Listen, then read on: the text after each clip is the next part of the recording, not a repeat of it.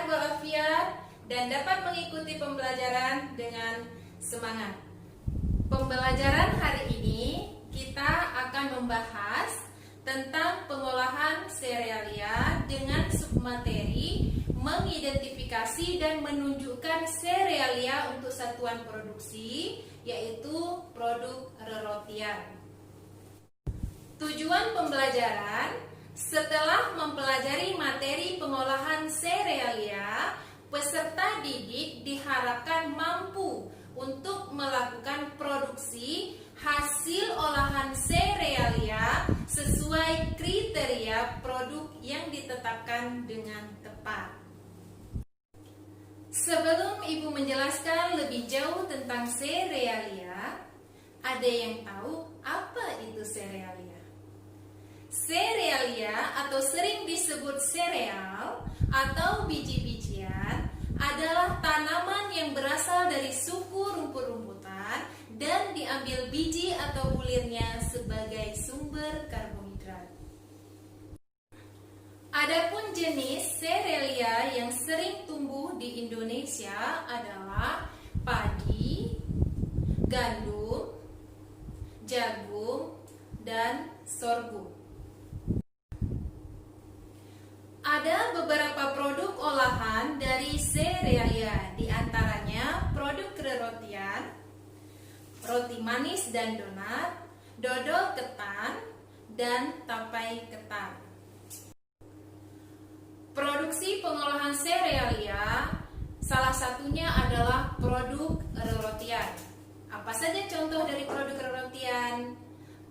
Roti manis, donat, pizza, dan masih banyak lagi yang lainnya. Adapun bahan untuk membuat roti dikelompokkan menjadi beberapa bahan. Yang pertama adalah bahan utama, di mana bahan utama tersebut terdiri atas terigu, air, ragi, dan garam. Terigu, dalam proses pembuatan roti, terigu merupakan bahan yang harus ada karena terigu mempunyai komponen yang disebut gluten. Gluten adalah komponen protein pada terigu yang tidak larut dalam air. Di pasaran ada 3 jenis terigu dilihat dari kandungan proteinnya, yaitu terigu dengan protein tinggi, protein sedang, dan protein rendah. Terigu protein tinggi, hard flour, mengandung protein minimal 12%, baik digunakan untuk membuat roti dan mie. Contoh yang ada di pasaran adalah cakra kembar emas, kereta kencana emas, cakra kembar, kereta kencana, dan lain sebagainya. Selanjutnya terigu protein sedang, medium flour, mengandung protein 10-11%, baik digunakan untuk membuat berbagai macam makanan, termasuk roti manis. Contoh di pasaran adalah segitiga biru, Gunung Bromo, piramida, dan lain-lain sebagainya. Dan selanjutnya adalah terigu protein rendah atau soft flour, mengandung protein maksimal 10%, baik digunakan untuk membuat cake, biskuit, atau makanan yang dikukus. Contoh di pasaran adalah kunci biru, roda biru, lencana merah, dan lain sebagainya. Bahan utama yang kedua dalam pembuatan roti adalah air, di mana fungsi air dalam pembuatan roti adalah sebagai berikut: melarutkan bahan, mengontrol suhu adonan, mengontrol kepadatan adonan, dan membentuk gluten. Air yang digunakan dalam proses pembuatan roti boleh air dingin atau air es, maupun air hangat-hangat kuku. Air panas tidak boleh digunakan karena akan menyebabkan ragi tidak aktif atau mati. Yang ketiga adalah ragi. Ragi adalah kelompok mikroorganisme yang dapat menghasilkan gas sehingga adonan dapat mengembang, menghasilkan asam yang dapat melunakkan gluten, serta memberikan rasa dan aroma khas pada roti. Dan mikroorganisme yang digunakan dalam pembuatan roti ini atau yang terdapat dalam ragi adalah Saccharomyces cerevisiae. Ada beberapa jenis ragi, yaitu sebagai berikut: ragi segar atau ragi basah, berbentuk padat, penggunaannya dengan cara diremas-remas dan dicampur dalam adonan. Kemudian ragi instan, ini yang sering kita gunakan dalam pembuatan roti, berbentuk butiran halus, penggunaannya dicampur bersama bahan kering kecuali garam. Kemudian ragi koral, berbentuk butiran seperti merica, penggunaannya dilarutkan terlebih dahulu dalam air hangat, suam-suam kuku. Bahan utama yang keempat dalam pembuatan roti adalah garam, di mana garam berfungsi untuk menimbulkan rasa gurih dan lezat, mengendalikan waktu fermentasi, dan menambah kekuatan gluten.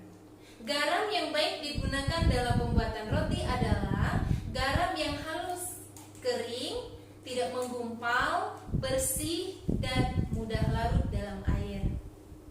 Selanjutnya, bahan yang digunakan dalam pembuatan roti adalah bahan pengempuk, di mana bahan pengempuk terdiri dari gula, susu, lemak, dan telur.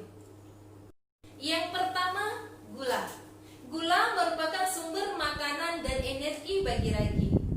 Selain sebagai sumber energi, gula juga dapat memberi rasa manis, memberikan warna kecoklatan, melembutkan gluten, roti menjadi lebih empuk dan menahan keempukan lebih lama.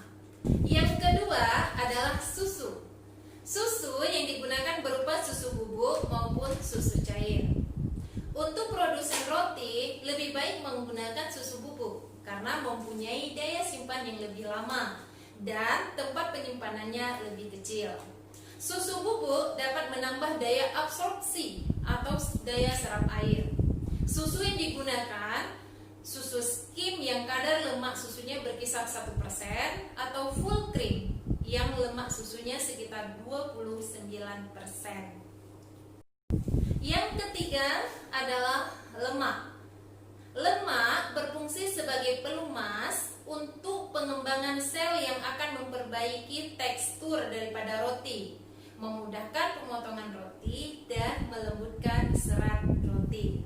Jenis lemak itu terdiri dari margarin ataupun mentega dan shortening. Bahan penggempuk selanjutnya yang digunakan dalam pembuatan roti adalah telur, di mana telur berfungsi sebagai pengembang, pembentuk warna, perbaikan rasa, dan penambah nilai gizi. Yang terakhir, bahan yang digunakan dalam pembuatan roti adalah bahan tambahan. Tujuan penggunaan bahan tambahan adalah untuk melambatkan pengerasan adonan selama pembakaran atau baking. Hal ini memungkinkan adonan mengembang lebih besar dalam oven. Selain itu, bertujuan pula untuk menahan air dalam roti yang mengakibatkan roti menjadi lebih lembut. Bahan tambahan berfungsi yang pertama melembutkan pori-pori atau pelembut kram, kemudian menguatkan gluten, menambah zat gula, mengubah penampilan atau warna. Jenis bahan tambahan yang sering digunakan dalam industri roti itu adalah bread improver, bisa merek IF100 maupun Beccarin Plus. Baiklah anak-anakku sekalian, dari pembelajaran hari ini dapat kita simpulkan yang pertama, serealia atau sereal adalah tanaman yang berasal dari suku rumput-rumputan dan diambil biji atau bulirnya sebagai sumber karbohidrat. Contohnya padi, jagung, gandum, dan sorghum. Yang kedua, bahan untuk membuat roti dikelompokkan menjadi beberapa bahan. Yang pertama bahan utama yaitu terigu, air, garam, dan ragi. Yang kedua bahan pengempuk yaitu gula, susu, lemak, dan telur. Dan yang terakhir adalah bahan tambahan yaitu bread improver. Demikianlah pembelajaran kita pada hari ini. Semoga bermanfaat dan jangan lupa jaga kesehatan. Semoga kita dapat bertemu pada kesempatan selanjutnya. Terima kasih. Saya akhiri. Wassalamualaikum warahmatullahi wabarakatuh.